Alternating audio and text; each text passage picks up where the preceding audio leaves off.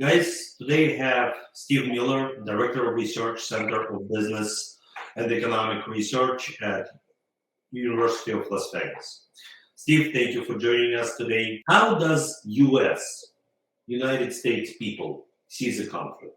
What's happening over there? How do you see it personally? So as a U.S. citizen, resident, I really feel badly for the Ukrainian people.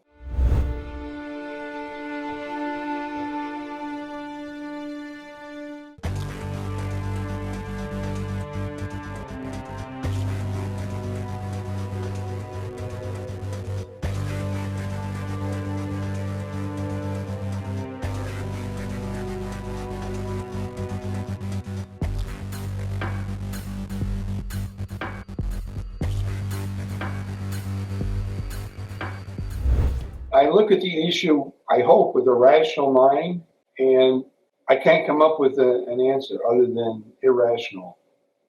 It's clear to me, it should be clear to him, and maybe it is, that the Ukrainians don't want what he wants.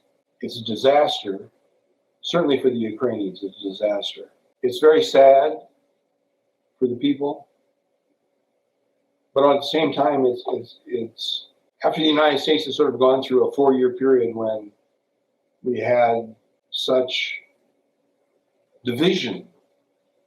We still do have division between the right and the left in the country. That is, people not talk. I'm willing to talk to each other, even to negotiate over issues. That is, but to see the Ukrainians come together and bring the world together because of their dire straits situation. What effect do you think, from economic point of view, what sanctions do you think is going to do to Russian economy? To me, the finance restrictions, the access to the SWIFT system. I understand that people said, well, Russia will go to China and try to get access to the financial system through China. The words out of China are sort of ambiguous about what's going to happen. It strikes me that Chinese are being sort of careful in what they say, as they always are. But I don't see them coming to the aid of Russia in this case. It doesn't make a lot of sense. But that's destroying they rely very heavily on commodity exports and energy and crude oil and agricultural products. As you noted earlier, that Russia leads the world in export of wheat. Ukraine is fifth, I think.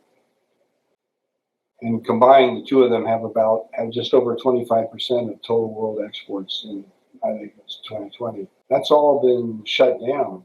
Now, as far as the U.S. is concerned, there's a group of people in economics that sort of argue that most of the recessions we've experienced in post-World War II period have been a result of energy shocks. But there's another group of economists that have the view that most of the recessions in the United States have been due to a housing shock. So is it the housing sector or is it the energy sector? So there's a debate going on. But there's certainly one thing that's true, which is after the first oil price shock in 73, 74, and then followed by another shock in 79 and 80, U.S.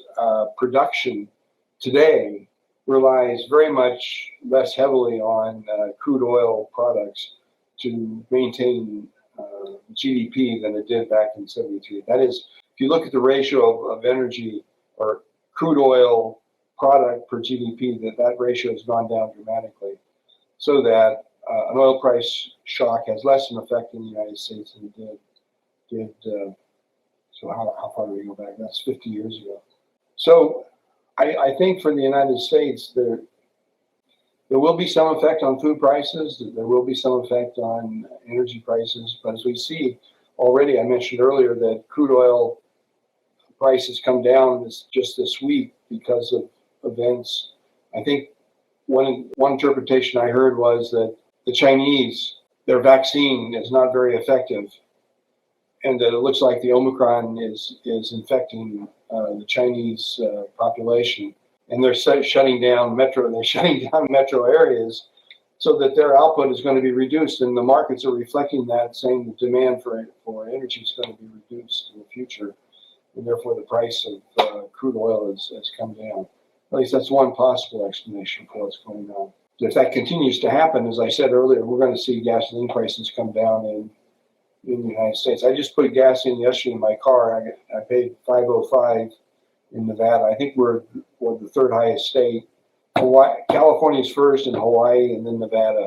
We get most of our gas from California through the pipeline. We don't produce any locally. I would sort of view it as largely an inconvenience. People can get upset, and as I said, people at the margin, there can be some real pain. But we've lived through a lot of pain recently. During the Great Recession, we had people that lost their jobs, lost their homes here in Nevada, because that was a housing crisis for sure, and people had borrowed more than 100% of the value of their home, and they lost it when we went into recession. In the pandemic, we had a lot of people laid off and were not working.